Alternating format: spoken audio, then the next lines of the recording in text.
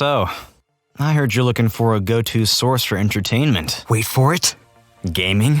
Wait for it. Anime? Plus Ultra!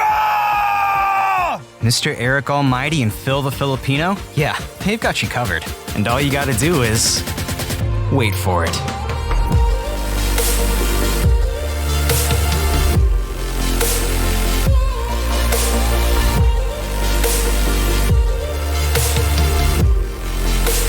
This is the Wait For It podcast.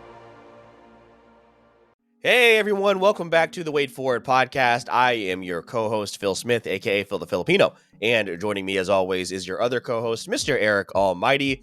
And folks, we are here with the October Spooktober edition of the game room where it happens. Always a really fun time. And Eric, of course, with it being the month of spooks, we had to go with a horror-themed game for this month. And we finally, after just many, many years of talking about it, took the dive into Dead by Daylight. And, I think the results were relatively positive. We certainly have some thoughts. Dead by Daylight is the catalyst for team-based horror gaming. And we can definitely see why that is. I mean, this is a game that has been around for a very, very long time. And we just needed to get the right group of people together to try it out. We did that. And we're also going to throw in a little bonus content here as far as another horror team-up game that we've been trying out over the last couple months. So excited to break all that down for everybody.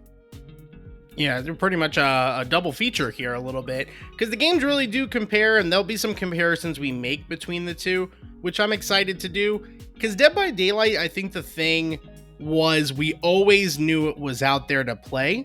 But it just, again, you mentioned the group of people, but it was also not really the multiplayer survival horror game. That's not really something we normally play. We're pretty mindless robots playing Fortnite when we can when we can fit it in. When it comes to multiplayer experiences, you don't think to jump into the horror genre, but Dead by Daylight constantly came up as the game to play. And I just think, with the stars aligning, this was perfect timing. October, horror, what else could you want from a game as far as the theme we're going with? Yeah, I think Fortnitemares was the closest that we had dove into horror. And of course, I think last October, Eric, what was it called? Back for Blood. Remember that?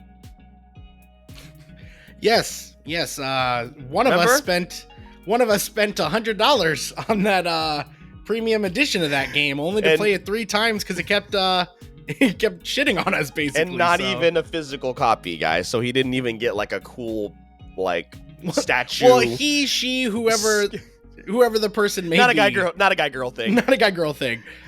We don't know really who it could have been. Not gonna point any fingers here, but for those of you that are watching on YouTube, you'll know what's going on here. Yeah, I want our audio-only listeners to also have the same experience. Yeah. So, expanding our gaming horizons again, going out of our comfort zone a little bit, and I'm glad that we did. So we're going to talk about all that here in just a moment. I want to welcome in any brand new listeners that are checking out the podcast for the first time. Thank you guys so much, and we hope you have a good time. Stick around to the very end of the episode. We will let you know where you can find all the rest of our content as well as our socials. And for all of you returning listeners, welcome back. Hope you guys have had a really great October. Hope you have a happy Halloween. And thank you so much for the continued support. So for anybody that needs a refresher, or if they're brand new, Eric, let them know what the game room where it happens is all about. And then let's talk about Dead by Daylight. Yeah, so the game room where it happens is one of our recurring series on the podcast. And ultimately what we're wanting to do here, guys, is just hold a fun conversation about some of our favorite gaming franchises, consoles, etc. So sometimes we'll bring on a guest. Next month, in fact, we're just in the middle of playing Spider-Man 2. It's going to be our episode next month, and we plan on having a guest there. For this one, we're just going solo, just the two of us here, and just having a discussion for your entertainment. Luckily, there's no story-based kind of aspect to this, so there's really not a lot of spoilers to dive into, and I think this will be a fun episode, even if you haven't played the game. Just love how you contradicted yourselves. Just solo. The two of us. The two of us. I can Solo see isn't just in your us. face. You're like, that doesn't make sense, but I'm in a groove here, so I'm just gonna keep. We're just gonna go for it. I just yeah. appreciate the committing to it. So Then my brain also got confused because I was like, I thought we were supposed to have people on for this one, and I guess that just didn't. Yeah, we never talked about we it. never reached out to them, so Yeah, it's okay. I don't want to edit 4 pieces of audio the day before release, so it's okay. Podcasting problems, you guys don't have to worry about those. But let's talk about Dead by Daylight. It originally came out all the way back in, I think, 2017. It's been around since the PS4 and Xbox One days. If you are not familiar with it, Dead by Daylight is an online asymmetric multiplayer survival horror game developed by Canadian studio Behavior Interactive. It is a 1v4 game in which one player takes on the role of a killer and the other 4 play as survivors. The killer must impale each survivor on sacrificial hooks to appease a malevolent force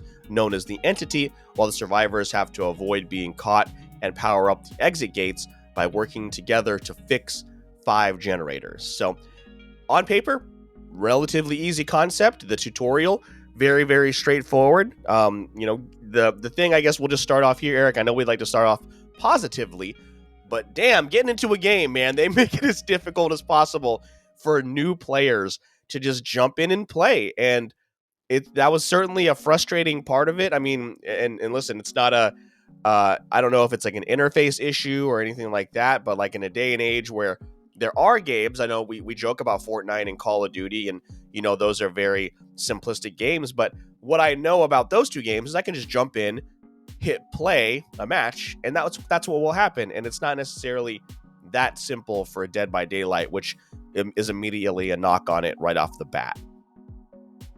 Yeah, and I was looking a little bit into it, Phil, because one of the things I remembered with this game was like it has some good reviews, and like it kind of advertises the good reviews that it has, but like from a Metacritic standpoint, it didn't at launch get received too highly.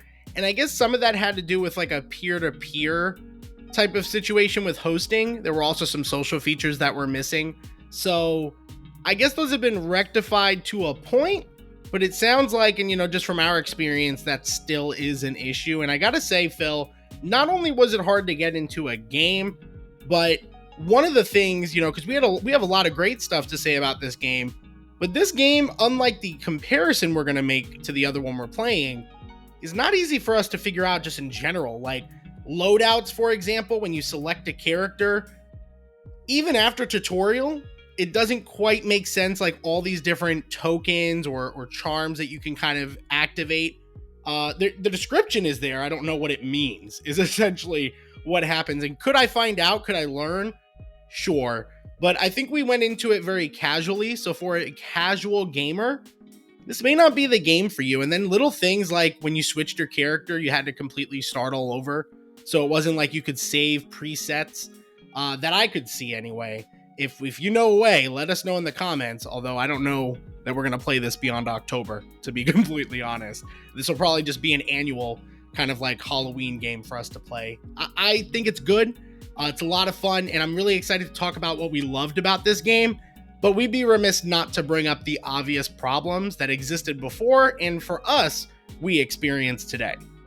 And here's the other thing, too, because Dead by Daylight has a very dedicated fan base. I know people have been keeping up with it essentially since it came out. I mean, we're talking about a 7-year-old game here, so we're experiencing it on a level in which there are now characters in this game that weren't there at launch, loadout features, things of that nature that were not available. So maybe at one point it was very simplistic, but now it has evolved into something that is not, and that's totally fine. Like, you certainly want to evolve your game and make it better, but you also want to be inviting to new players like us. You want to grow your player base, and it's difficult for me to recommend or even tell somebody, hey, this is how you play a game of Dead by Daylight, because even though we had played it before, just this past weekend, we were still trying to remember, how the hell did we do this when we invited a new player in who had not played before? So I think that is just kind of an interface and gameplay problem, like you said. And I do feel bad starting it off that way, but it's the first thing you do is you have to set up a damn game. And it took us a while to figure out how to do so. But like you said, Eric, a lot of positive things to say about this. I honestly wouldn't be surprised if we threw this in to the loop like once or twice a month, even outside of October, honestly, just because, we do get tired of that Fortnite loop. I mean, granted, Modern Warfare 3 is coming out soon, and we'll probably be, Activision shills and give them $70 and to play maps we've played when we were children.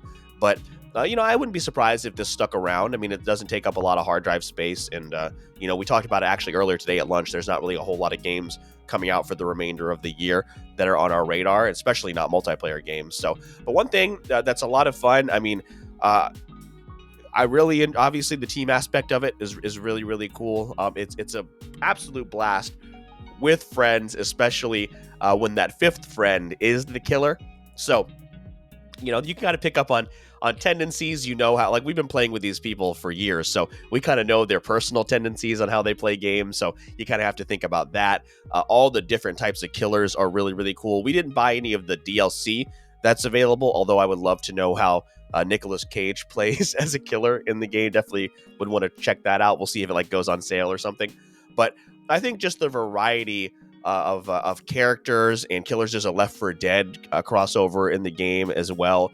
I think that's really, really cool. I mean, the fact that this has been able to become the horror game really is very impressive. Like you said, it got off to a little bit of a rocky start. And how many games of as a service like this have we seen just tank? I mean, the one game totally different, but also 4v1 is Evolve. Remember, that absolutely was a complete disaster. So the fact that this is still around is great, and that the fact that it has so many collaborations with pretty much any classic horror villain that you want is awesome. So that's really cool to see, and I would be interested to explore those killers and their powers. Yeah, and I mean, there were a lot of collabs that we missed out on, like legendary skins and things that I kind of heard about, like some of the outfits that they had, even where they did like an Attack on Titan crossover at one point, which was kind of wild to see.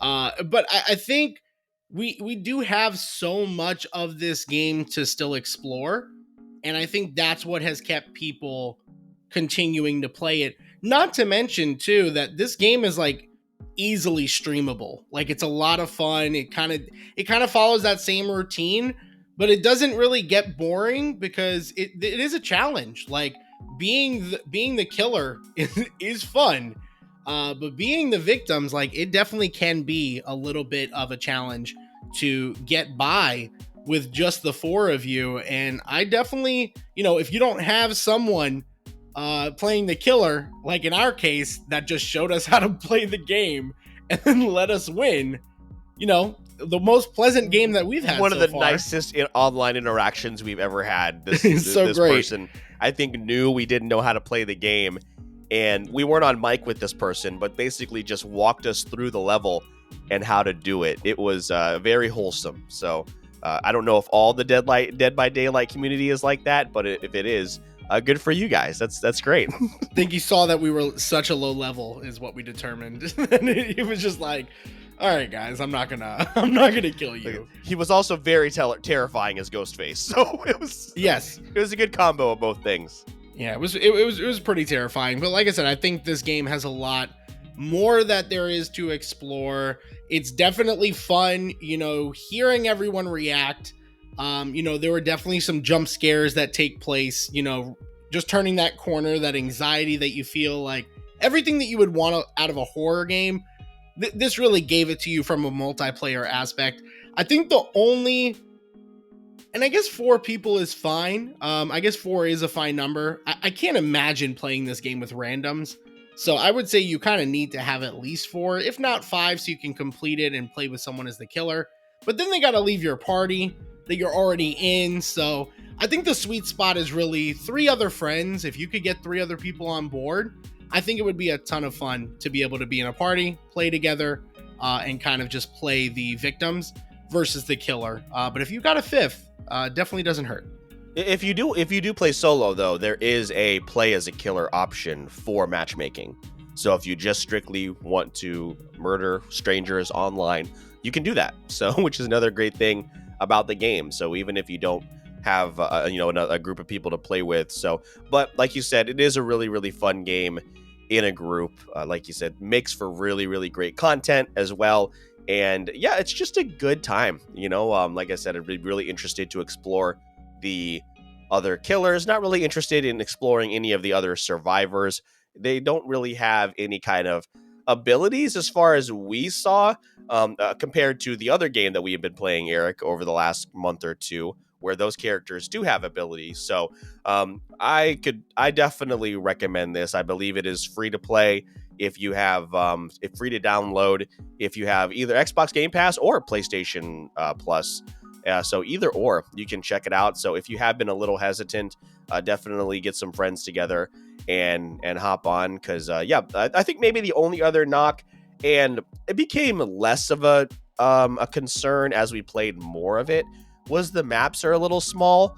But working together is so cool in this game, because remember, we're like talking about, hey, I'm gonna lead them away, you go back to the generator, or just being strategic about it made it doable, because we did get most of the generators at times. I mean, I don't think we ever won a game where everybody survived, so that would probably be the next thing, other than the one where the guy literally helped us. Well, actually, no, there was one, and Eric couldn't find the exit because he got lost. So not everyone made it, because you left almost me. Everybody made it, but Eric got lost somehow in a 5x5 box. It's just a square map. Like, for the record, I was apparently on the right side when you told me I was on the wrong side. Well, then you should have been able to find it. I don't know what to tell you, but it's a good time. I would like the maps to maybe be just a little bit bigger, but it's not impossible, as it was the first time that we played, when I was like, how does anybody win this game? And then as we kind of got used to it and figured out, again, strategically how to do things, became a little bit more manageable. So yeah, really, really fun time. Yeah, and I think this is a good comparison point to, this game that came out 2016, 2017, and has been out all this time. I think it's a perfect segue, Phil, for us to talk about the other game that we've been playing in the last kind of 30 days, and that is the Texas Chainsaw Massacre game. So this obviously is another horror game, very similar in tone and theme. Phil, what are some of the things that you kind of noticed between the two games? And I guess really just kind of your first initial thoughts about that one, seeing as how we actually played that either right after our first game of Dead by Daylight or right before. So we played both of these around the same exact time.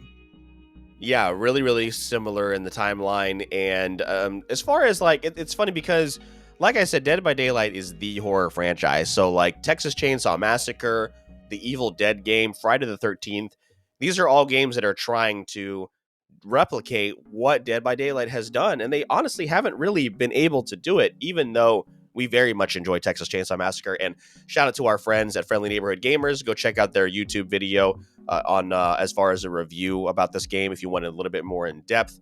But I thought this was an absolute blast. One thing that I just teased a moment ago was that the each character kind of has their own abilities, both on the killer side and the survivor side. Now it's 4v3 as opposed to 4v1, so that also makes things a little bit different. And each as far as the killer side, one person is required to be the chainsaw guy. I don't know what's the main character's name. The Leatherface. Leatherface. I was like, Chainsaw Man. No, that's not it. That's not it. Also, and again, not fans of the movies, but apparently all the levels are very, very well as far as recreating the atmosphere and the designs of the locations that are in the game. So heard that was a really, really big positive. But the thing with this that makes it a little bit more difficult is you have to have 6 friends to be able to play with you. And we figured it out, but we had 3 people on PlayStation, 2 on Xbox, 2 on PC. So it's good that it does have crossplay, but it's a little bit harder to put together a group of people. And unlike with Dead by Daylight, we didn't get 3 killers that were just eager to let us win the game because, well, one, we knew how to play the game because we had already jumped in. But when we tried to do 4v3, it was, myself, Eric, and 2 of our friends against 3 random killers. We got annihilated. So that wasn't great. No, and not great at all. And it looks great. visually it's a nice looking game. If you're a fan of that franchise, definitely nostalgia around every corner. But, this game, while it's better for newcomers, it also didn't really like ease you into it very much. It just said like, do these things, but not like how to do them. It is easier than Dead by Daylight to kind of catch up on it and figure it out. But I think the biggest pain point, Phil, is like you mentioned, is the amount of players that you're going to have, right? A lot more randoms. And I think it's also much more difficult when you have a main killer and then like 2 goons, which is essentially the villain outline or, the killer outline with those 3 characters. I mean, if there was more than 4 people on the victim side, maybe that would make sense. But yeah, a 4 versus 3 in this kind of situation, we lost a lot more times than we won, and it's a lot harder, I think, for a singular person to go out, where Dead by Daylight kind of gives you that out. If it's down to 1 person, you have an ability to find something to win the game, find an exit point, where with Texas Chainsaw Massacre, I mean, once people start getting picked off, it's pretty much over. If it's 3-on-3, it's almost basically over. And listen, some people might say it's a skill issue, but yeah, if I'm a casual player and I want to enjoy, this game, then yeah, I would like for it to be doable. The thing about Texas Chainsaw Massacre, though, is, again, when you take into account the strategic element of it, the games can last a while, which I like. There wasn't necessarily, there is kind of a ticking clock because of Grandpa. Eventually when he gets so powerful, he does reveal the location of everybody, which makes it difficult. But again, being able to split up your group of friends was also cool. So, obviously there's a group of 4 and a group of 3. So that's great. But yeah, like you said, if it gets down to even 3v3, it's really difficult. And there's not really a way to fight back other than the character that you used, who just like shoulder checks everybody. But other than that, everyone is pretty much helpless. Yeah, and he was, I had to keep picking him because we were getting picked off like before we got even out of the basement. So, again, the game is a lot of fun. But kind of bringing it back to Dead by Daylight, Phil, I think that's such a testament to that game. And, you mentioned like Friday the 13th and like all of these games, like they kind of have to sit in it for a while and create that following. And I just like Dead by Daylight because unlike just a singular franchise, it has like all these little kind of areas that they can go into with these original characters, and then they can pull with DLC. Like I really like those elements of horror where, Friday the 13th, Texas Chainsaw Massacre, like those are very themed franchise games. So Dead by Daylight offers a little bit of something for everyone. And I think that's what I like the most about it, even if it's not nearly as appealing to a casual gamer. But I think if you have a group of friends, it is a lot of fun, and dive into it, give it a shot. We definitely have had some fun. And yeah, Phil, if you guys tell me you're going to play Dead by Daylight, I'm there. Now, will we commit to that? Great question. Are we going to be on Fort Nightmares? Probably. Probably. Even though we can't beat that either. So we'll see how that goes. But it is a skill issue at this point. That is a skill issue for sure. My question is this, again, like I said, all these games are kind of trying to replicate what Dead by Daylight has done now for years. And I do wonder, what is more valuable for a studio as far as just saving money, whatever their bottom line is. Would it have been better for Texas Chainsaw Massacre to just pair up with Dead by Daylight and try and make a new mode or something like that? You know what I mean? As opposed to developing a whole nother game, because I believe this studio, Sumo Nottingham, I believe they also did the Friday the 13th game. They did. Yeah. So, you take a second crack at it, and then the people that did the Evil Dead game, that is now dead as well. No pun intended.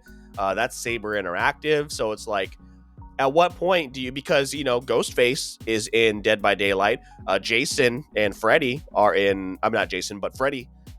Freddie Krause and Freddie Mercury.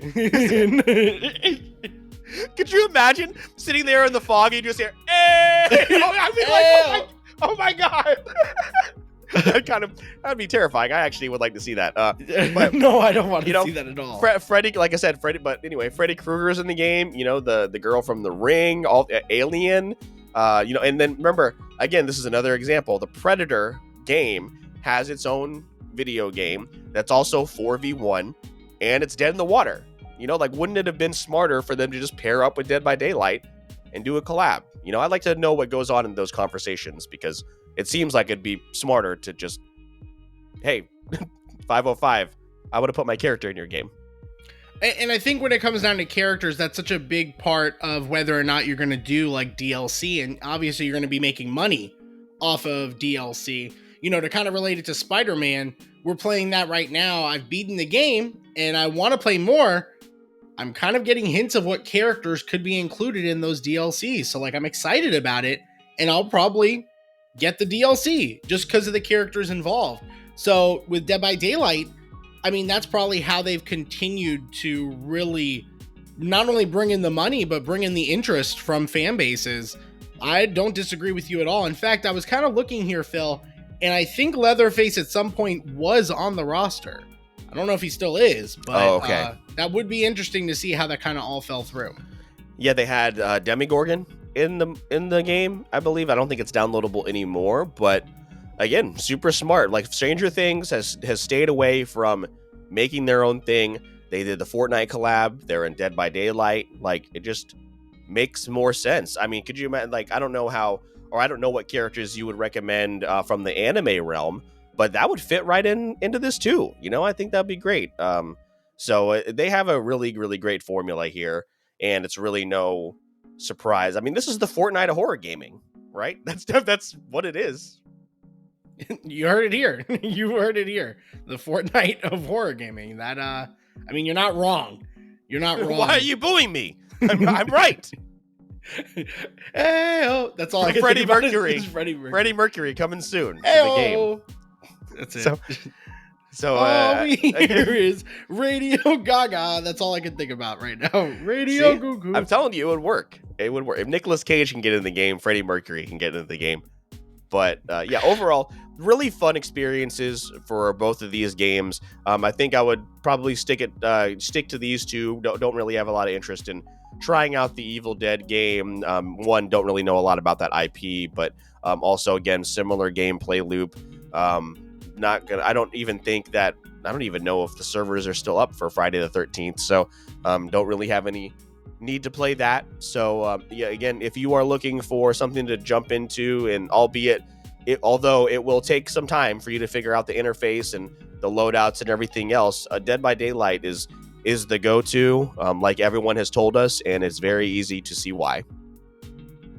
Yeah, again, I highly recommend it with your friends. And we got to talk about Texas Chainsaw Massacre as well, because we didn't think it would really be worth a full episode. We really jumped into it maybe a hand or two handfuls of time. It wasn't very often. In fact, we probably played both of these games around the same amount of time, with a little bit of favor to Dead by Daylight. So that is our thoughts on a game that came out years ago and is still holding strong. It's crazy to see what other games came out in 2016. But Phil, that is pretty much the end of this episode for us. Again, we are actively playing Spider-Man 2. I have finished the campaign. Phil is on the way, and there's a lot more of that world to explore. So you guys can expect that to be the next episode here at the end of November for the Game Room Where It Happens. Phil, we'll go ahead and transition and just kind of talk a little bit about where our audience can find more episodes of the podcast, and we'll kind of transition to the end. Yeah, everything you need is going to be in the Linktree link of the show notes. Most importantly, social media, Instagram, TikTok, that is where we are the most active. You'll also find a link where you can find all of the rest of our content. So catch up on past episodes. Game Room Where It Happens has been going on for a couple years now. So if there is a mainstream game that you want to know if we've talked about, it's probably on here. So make sure you check out all the rest of our library. If you want to support the show, head on over to Apple Podcasts or Spotify. Let us know that we're doing a good job. Give us 5 stars. And sharing episodes is also great as well. Share them on social media. Tag us. Let us know what you're listening to. Also a great way to keep up with us. You'll also find the link to our brand new Discord page where you can join our community that is constantly posting about different things that are going on as far as movie and TV reviews, pop culture news, memes. It's all in there. And that's a great way to also talk to us directly. So Eric and I are always active in that channel as well. But if you find yourself wanting to support us a little bit extra, like our awesome patrons Stefan and Briar do, Eric will let you know how to do that. Yeah, so actually supporting us can go a couple different ways. All the ways that Phil mentioned, of course, are ways you guys can do that non-monetarily, but you are able to monetarily support us directly on our Buzzsprout page, or if you would like to get the most bang for your buck on Patreon, we have exclusive perks such as unedited and early access versions of episodes like this one's, where Stefan, Briar, and all of our future patrons will hopefully be supporting us there and gaining that content. We also want to build that up in 2024. So we're going to continue to add new wrinkles to the game, and we truly appreciate the support. With all that being said, my name is Mr. Eric Almighty. That is my co-host, Phil the Filipino. And please don't forget, we release new episodes of the podcast every Wednesday with bonus content on platforms like TikTok. And all you got to do is wait for it. So, I heard you're looking for a go-to source for entertainment. Wait for it. Gaming? Wait for it. Anime? Plus Ultra! Mr. Eric Almighty and Phil the Filipino? Yeah, they've got you covered. And all you gotta do is wait for it.